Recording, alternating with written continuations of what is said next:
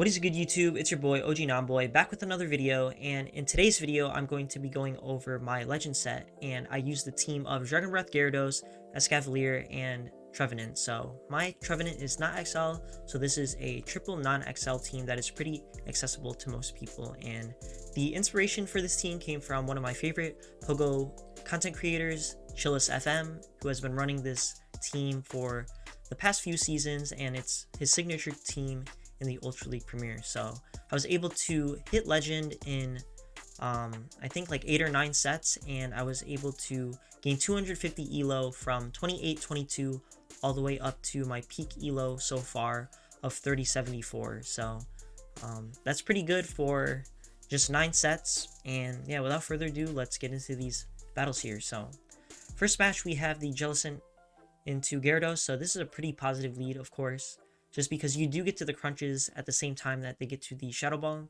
and you win CMP in that scenario. So they're going to swap into the Galvantula, and we swap into our Trevenant here. So the reason I decided on Trevenant over Escavalier is because we are going to be able to win this matchup pretty comfortably in every even shielding scenario, and obviously we're going to be doing neutral with our Shadow Claws instead of the resisted counters. So also, a lot of times with the Jellicent, you do see the Jellicent and Scrafty Core, so our Trevenant does not want to see that in the back if it does so happen to be back there. So opponent deciding to shield, which just means I'm going to shield here and then reach the next Shadow Ball to take them out. So it does look a little bit dicey here as they sneak in that last Volt Switch, but it's not going to KO us since we are going to be able to get this Shadow Ball off first. And now they bring in a Powder Snow Ninetales, but now we basically have perfect alignment. We have our Escav for this Ninetales here, and then we have our Gyarados for the Jellicent, which, like I mentioned before, is a pretty good matchup. So they're going to try to catch, but knowing that, I hold on to my energy, and now this should be pretty straightforward. We're just going to go straight for our crunches here. I'm going to throw 2 Dragon Breaths before I throw the crunch just for good timing. Definitely do not want them sneaking in another extra Hex, otherwise they would outpace me to the next Shadow Ball. So I'm going to throw the next crunch here, and then this should take out the Jellicent, and then pretty straightforward now. Our Escav should have a good time against this Alolan Ninetales, and opponent staying in here, fighting it out, throwing the Weather Ball just to chip the Gyarados a little bit, and then farm down without having to tank a move. But at this point, there's not too much that the opponent can do, as we did have some pretty favorable alignment against them. So we're going to see how much a resisted Weather Ball does against the Escav, and it actually still does a pretty decent chunk, but they're not going to be able to get to enough of those to threaten us. So going to be able to reach the final drill run and take the first match here. So next match, we have a Gyarados into Chestnut, and as you're going to notice here in a second, that Chestnut has quite the low CP, so able to get a paid actor on our legend set. So definitely, that's kind of nice, but let's see how the rest of these battles here play out. So next match, they have an Escavalier in the lead, which are Gyarados pretty much hard walls, so they're going to swap into their own Gyarados. And I don't know the matchup against a Dragon Breath Gyarados that's Shadow versus a normal Gyarados, but Gyarados is one of my better answers to this Gyarados anyways. Like, I'm not going to swap my Escav in, and the Trevenant does pretty well against the Escav in the front as well, so I'm just going to stay in here, and I'm going to throw this Aqua Tail here and try to just maintain alignment.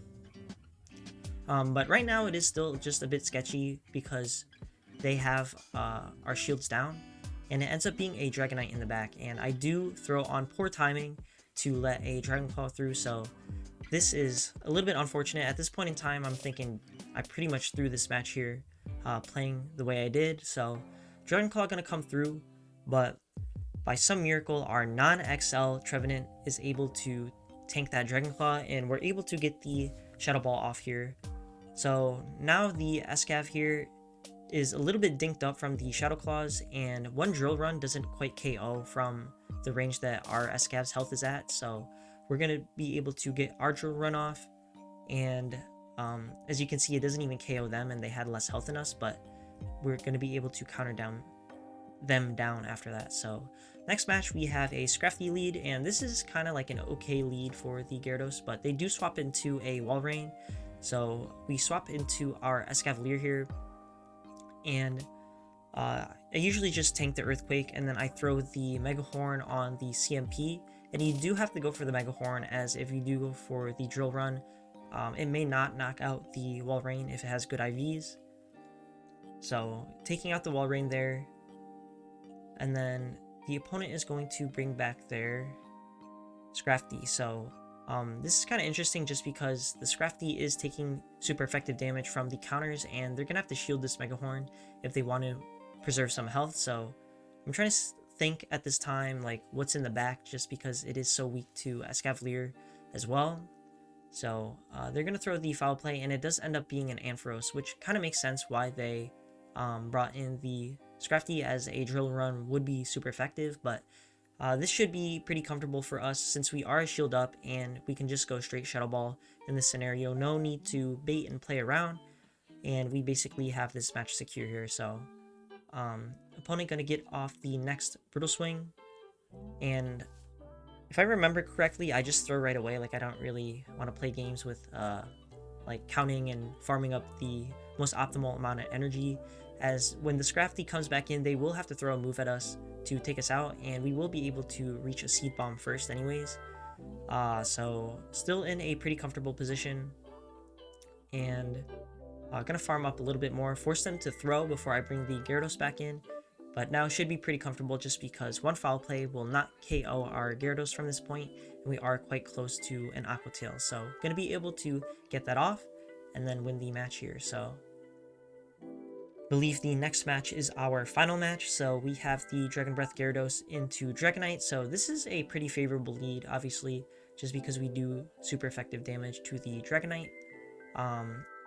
And our Dragon Breaths do a little bit more than their Dragon Breaths, but they do throw the Dragon Claw, and a lot of times with Dragonite lead, you will see double Steel. So obviously our backline does do pretty well against the 2 Steel types that I'm anticipating. But it turns out it is a Venusaur, so I'm going to swap into my soft answer of Trevenant, as our Escav does have a terribly dominant matchup against the Venusaur, double resisting all the moves. So opponent going to throw a Frenzy Plant instead of the Sludge Bomb, and they tried to call a bait there, which probably was one of their only win cons. But we go straight for the nuke, and we're able to win that match there. So in this set here in particular, I know we had a lot of favorable leads and just a pretty easy time overall, especially with one of the paid actors. But of course, it's like kind of customary to show your set where you hit legend. And some of the other sets that I played, we did face a little bit more adversity. Did go negative in 2 sets, I believe, like 2-2-3s, but a lot of 4-1s and a 5-0 here, as you can see, bringing our ELO up into 30-60 after that set. So yeah, a lot of success with this team. And again, Chillis FM, thank you a lot for the team suggestion here, and his link will be in the description below in case you do want to check out some more gameplay with this team and see how you can maneuver around different scenarios and play this team to its fullest potential. So that is all for today's video. If you enjoyed the video, make sure you like, comment, and subscribe, and also submit your battles in the link in the description below, and I'll see you in the next one.